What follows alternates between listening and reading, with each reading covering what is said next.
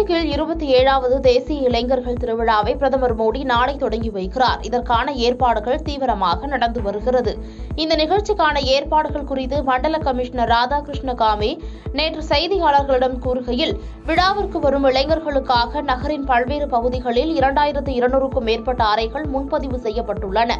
மேலும் அவர்கள் தங்கியுள்ள இடங்களில் இருந்து நிகழ்ச்சி நடைபெறும் இடங்களுக்கு செல்ல போக்குவரத்து ஏற்பாடுகள் செய்யப்பட்டுள்ளதாகவும் தெரிவித்தார். இந்தியாவில் இன்னும் சில மாதங்களில் நாடாளுமன்ற தேர்தல் நடைபெறவுள்ளது. இதற்கான முன்னேற்பாடு பணிகளை இந்திய தேர்தல் கமிஷன் மேற்கொண்டு வருகிறது. இந்நிலையில் டெல்லியில் அனைத்து மாநிலங்களின் தலைமை தேர்தல் அதிகாரிகளும் பங்கேற்கும் ஆலோசனைக் கூட்டம் இன்று தொடங்குகிறது. இந்த கூட்டத்தில் ஒவ்வொரு மாநிலமும் மேற்கொண்டுள்ள நாடாளுமன்ற தேர்தல் முன்னேற்பாட்டு பணிகள் குறித்த ஆய்வும், அதோடு வெளியாக இருக்கும் இறுதி வாக்காளர் பட்டியல் 25ஆம் தேதி நடைபெறவுள்ள தேசிய வாக்காளர் தினம் ஆகியவை பற்றி ஆலோசனை மேற்கொள்ளப்படுகிறது.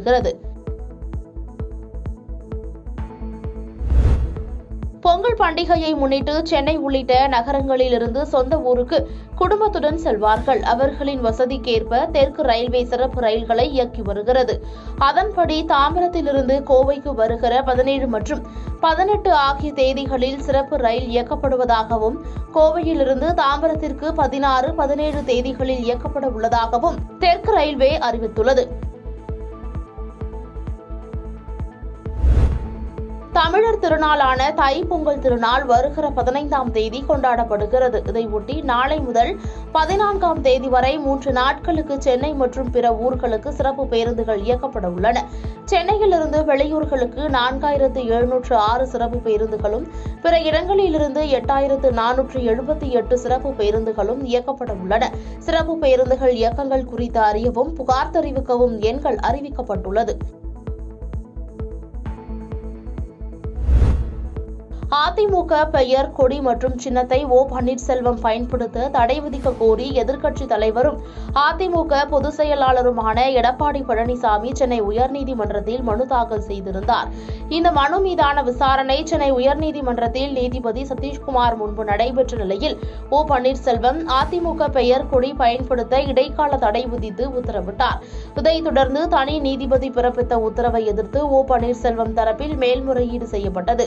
இந்த வழக்கு இன்று விசாரணைக்கு வந்த நிலையில் ஓ பன்னீர்செல்வம் தாக்கல் செய்த மேல்முறையீட்டு மனுவை தள்ளுபடி செய்து சென்னை உயர்நீதிமன்றம் உத்தரவிட்டது. மேலும் அதிமுக கொடி சின்னத்தை ஓபிஎஸ் பயன்படுத்த தடை தொடரும் என நீதிபதிகள் தெரிவித்தனர். தருமபுரி மாவட்டத்தில் கடந்த 8ஆம் தேதி எண்மண் எண்மக்கள் நடைபயணம் மேற்கொண்ட பாஜக மாநில தலைவர் அண்ணாமலை பொம்மிடி அருகே புகழ்பெற்ற புனித லூர்து அன்னை மாதா கோவிலுக்கு மாலை அணிவிக்க சென்றபோது அங்கிருந்த வாலிபர்கள் மாதா சிலைக்கு மாலை அணிவிக்க கூடாது என்று தடுத்து நிறுத்தி அங்கிருந்து வெளியேறுமாறு கோஷங்கள் எழுப்பினர். மேலும் மணிப்பூர் கலவரம் தொடர்பாகவும், இலங்கை கலவரம் ஏற்பட்டு தமிழர்கள் இறந்தது தொடர்பாகவும் யாரும் கேட்கவில்லை என ஆதங்கம் தெரிவித்தனர். அப்போது ஆலயத்துக்குள் வர அனைவருக்கும் உரிமை உள்ளது என்றும், ஆலயம் உங்கள் பெயரில் உள்ளதா என்றும் கேள்வி எழுப்பினார் அண்ணாமலை. இதுகுறித்து பி. பள்ளிப்பட்டி கிராமத்தைச் சேர்ந்த வாலிபர் கார்த்திக் பொம்மடி காவல் நிலையத்தில் புகார் அளித்ததின் பேரில் பொது அமைதிக்கு குந்தகம் விளைவிக்கும் நோக்கத்தோடு பேசுவது, பொது அமைதியை கலைக்க தூண்டும் வகையில் பேசுவது உள்ளிட்ட 3 பிரிவுகளின் கீழ் அண்ணாமலை மீது பொம்முடி போலீசார் வழக்கு பதிவு செய்து நடவடிக்கை மேற்கொண்டு வருகின்றனர்.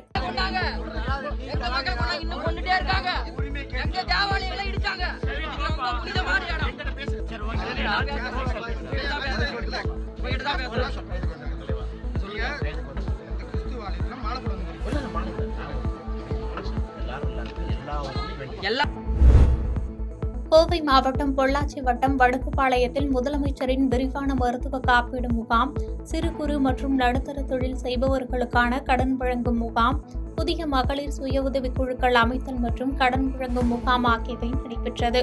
முன்னதாக இந்த முகாமினை நகர்ப்புற வீட்டு வசதித்துறை அமைச்சர் முத்துசாமி துவக்கி வைத்த நிலையில் பொள்ளாச்சி நாடாளுமன்ற உறுப்பினர் சண்முக சுந்தரம் உள்ளிட்ட பலர் கலந்து கொண்டு சிறப்பித்தனர். தொடர்ந்து நிகழ்ச்சியில் உரையாற்றிய அமைச்சர், பொங்கல் பரிசு அனைவருக்கும் வழங்கிய நம் முதலமைச்சருக்கு நன்றியை தெரிவித்துக் கொள்கிறேன் எனவும், 10ஆம் தேதி முதல் 15ஆம் தேதி வரை பொங்கல் பரிசு தொகுப்பு வழங்கப்படும் என்றும் தெரிவித்தார்.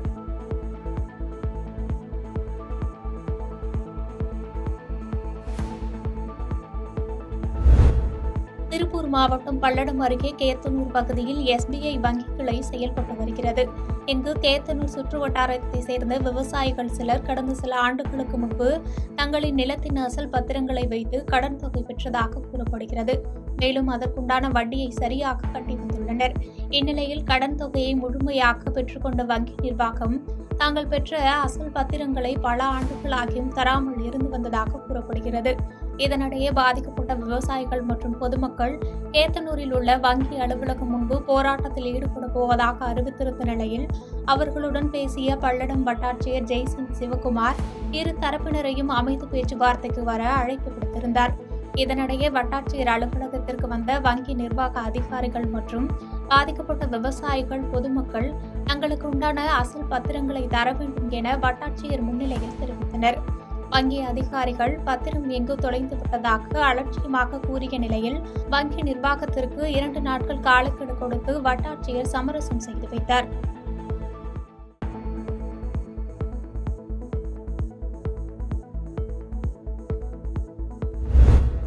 கன்னியாகுமரி மாவட்டம் முட்டைக்காடு அருகே குமாரபுரத்தை சேர்ந்தவர் பால்ராஜ்.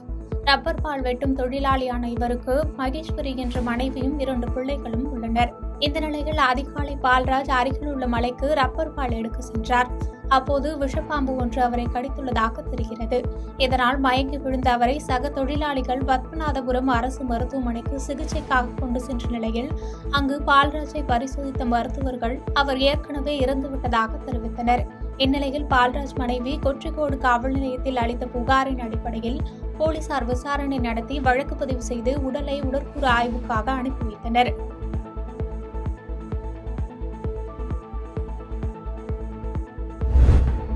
இலங்கையிலிருந்து சபரிமலைக்கு செல்வதற்காக வந்த 32 ஐயப்ப பக்தர்கள் சென்னையிலிருந்து வாடகைக்கு டிராவல்ஸ் வேன் மூலம் மதுரையை நோக்கி வந்துள்ளனர்.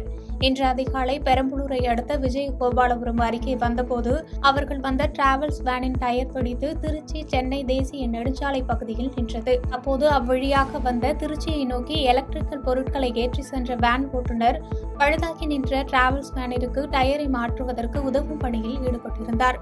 அப்போது சென்னையில் இருந்து தேனிக்கம்பத்தை நோக்கி சென்று கொண்டிருந்த ஆம்னி பேருந்து சாலையில் நின்று கொண்டிருந்த 2 வேன்கள் மீது மோதியதில் டிராவல்ஸ் வேனில் இருந்த 13 ஐயப்ப பக்தர்கள் மற்றும் வேன் ஓட்டுநர் உள்ளிட்ட 15 பேர் படுகாயமடைந்து பெரம்பலூர் அரசு தலைமை மருத்துவமனைக்கு 108 ஆம்புலன்ஸ் மூலம் அனுப்பி வைக்கப்பட்டனர். மேலும் சம்பவ இடத்திற்கு வந்த பாடாலூர் போலீசார் போக்குவரத்தை சரி செய்யும் பணியில் ஈடுபட்டதுடன் விபத்து தொடர்பாக வழக்கு பதிவு செய்து விசாரணை நடத்தி வருகின்றனர். பாதகம் செய்பவரை கண்டால் நாம் பயங்கொள்ளலாகாது பாப்பா, மோதி மிதித்து விடு பாப்பா, அவர் முகத்தில் உமிழ்ந்து விடு பாப்பா. அண்மை செய்திகளை உடனுக்குடன் தெரிந்து கொள்ள இணைந்திருங்கள் இயம்நாடு தொலைக்காட்சியுடன்.